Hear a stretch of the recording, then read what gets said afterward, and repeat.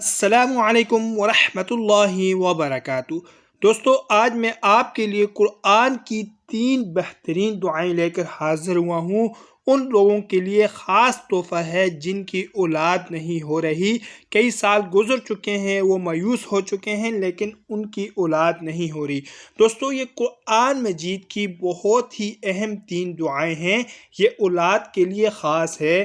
آپ ان کو چلتے پھرتے اٹھتے بیٹھتے کثرت کے ساتھ آپ ان کو کریں، انشاءاللہ العزیز اللہ رب العزت اولاد نرینہ سے نوازیں گے۔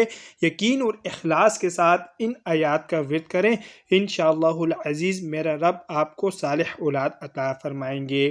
نمبر 1، بسم اللہ الرحمن الرحیم۔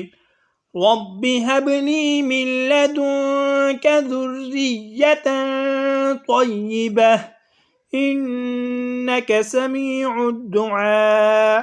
یہ سورہ آل عمران کی آیت نمبر 38 ہے۔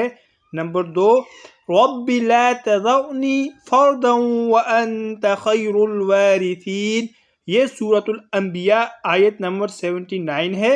نمبر 3، رب هب لی من الصالحین۔ سورہ صافات آیت نمبر 100۔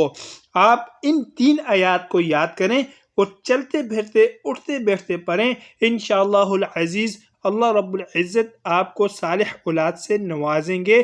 دوستو، قرآن مجید میں بہت بڑی طاقت ہے۔ قرآن مجید میں ہمارے لیے راہ نجات ہے اور ہمارے تمام مشکلات اور مسائل کا حل قرآن مجید میں موجود ہے۔